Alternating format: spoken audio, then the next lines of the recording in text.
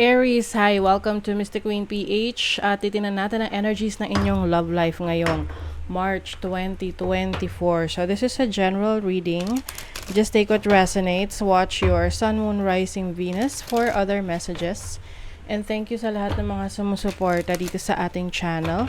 Just a reminder, gamitin nyo lamang ang reading na to bilang gabay. Pa-follow, like na rin ang ating Facebook at TikTok. Lahat po yan Mystic Queen PH. And please like, share, subscribe, turn on post notifications para lagi kayong updated sa ating mga readings. And please check out my Shopee. Available ang mga protection and prosperity items, bracelets, zodiac sign bracelets, and many more. Link on the description. And also, if you're interested in private readings, lahat po ng information para makapag-book ay nasa description at sa pinned comment. Pakicheck na lang po. Okay, Aries. What's up with you ngayong March 2024 sa inyong love life? Unahin natin yung may mga relationship ngayon. In a relationship, you have the moon. You have the sun and the moon. Nako. Kapag ang reading ay may sun and the moon, meron dyang opposites, no? May magkaiba ng kanilang prinsipyo sa buhay. Oh, okay. So, you may be dealing with a Cancer sign, Leo, Capricorn. There might be, meron ditong pinipilit niyang maging masaya, maayos, no? Kahit na meron na siyang nararamdaman na may kakaiba sa kanyang person. Pwedeng itong person na ka-deal niya ay masyadong close sa isang kaibigan. At may parang yung isa, the person is may ang tawag dyan, nagdududa. Oo, may pagdududa doon sa closeness nila. So, merong ditong may nililihim. With the moon card. Kasi the moon is about secrets, your instinct, your intuition.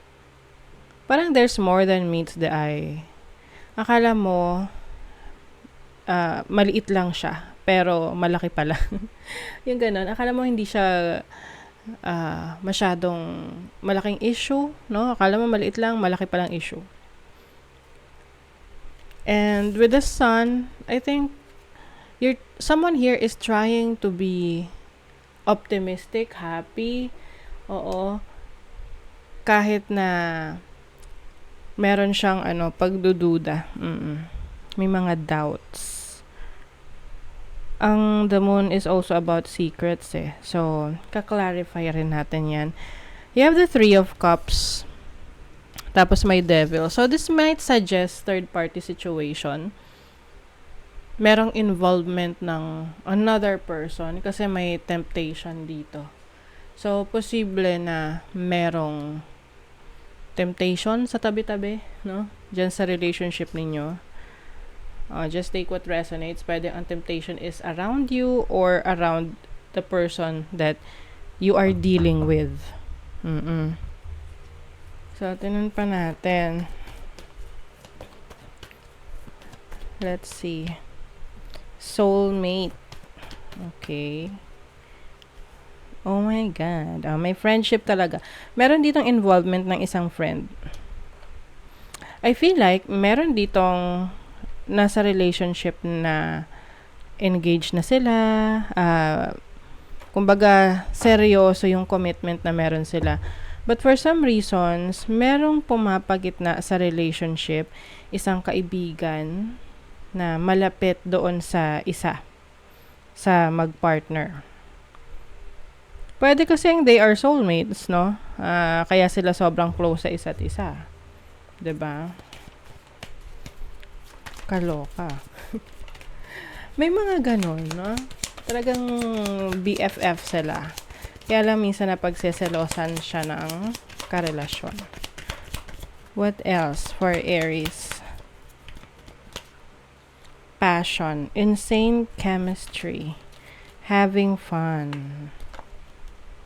Oh my God, may revelation. Oo.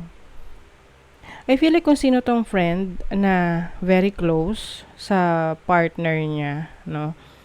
Ay, sa partner niya, sa partner nung other person. Kasi pwedeng reversal yung roles eh. Ikaw yung merong friend na very close sa'yo na nagiging issue sa inyo sa relationship. Or yung partner mo. Very close, no? They are, marami silang mga pareho, mga interests. Oo. And meron ditong revelation ng katotohanan. Oo. Many options, oh my G. Decision making, unconventional, string along. Oh, okay. Parang medyo complicated tong connection na to kasi merong dito sa relationship na very close na siya dun sa isa na hindi siya basta-basta mawawala eh. So, kung yan yung isa sa nagiging problema ninyo at sa tingin mo, no, halimbawa ikaw yung merong partner na meron yung very close na friend yung partner mo na may something na, may nararamdaman kang kakaiba sa kanila or parang feeling mo namamagitan sa inyo. Parang, you know, napipigilan ang paglago ng inyong relationship. It's all up to you kung magsistay ka dyan.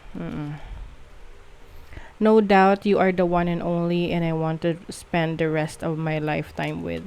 I feel like your person, no? Gusto mo siya talagang makasama. Naniniwala ka that you are twin flame. Being fair sometimes bring us balance and more understanding. So, whoever, kung sino man dito yung walang best friend na super close, napaka-understanding niya. Oo, kahit na merong issue sa relationship niya with the other person. Napaka-understanding. So, maaring may acceptance na may mga connections talaga sa ating romantic partner na hindi na mawawala because of what they had, no? So, some of you, maaring i-accept nyo na lang yan.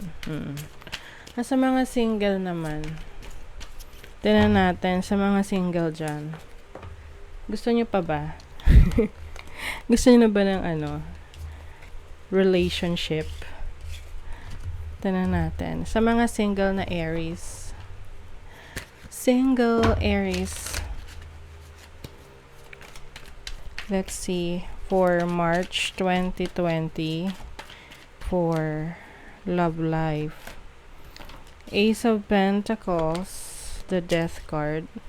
Yung mga single dyan, nagpo-focus kayo sa inyong family. With the Death card here, pwedeng galing kayo sa isang separation in the past.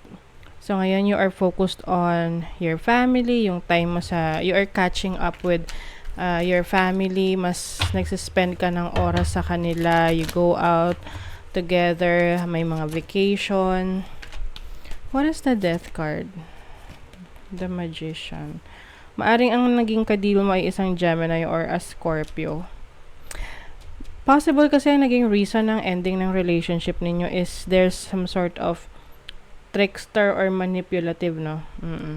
Pero iba sa inyo, masaya kayo. Regardless, no? Parang ito yung tipong single kayo kasi nagkaroon ng separation sa past relationship. And para kayong nabunutan ng tinik. Alam mo yun, there's some sort of relief ngayon na na-realize mo na mabuti na lang pala. Oo. Kasi nawala na yung nagpapasakit ng ulo mo. Oo. And with the Ace of Pentacles, you are starting fresh. Yung iba, lumipat pa ng trabaho, no? See? May heartbreak, separation talaga. Feeling mo, yung iba sa inyo, ni-stab in the back, niloko. May, oh my God, may snake. Ay, okay. Merong nanloko eh. So, So, parang, you decided to separate from this person. And, nung na-realize mo na ang gaan pala ng buhay, nawala na siya. 'Di ba? So, mas ano ka ngayon, mas masaya. Sa totoo lang. Para sa iba sa inyo. Kasi alam nyo na ngayon yung dine-deserve nyo. So, that is your reading, Aries. Thank you so much. Bye!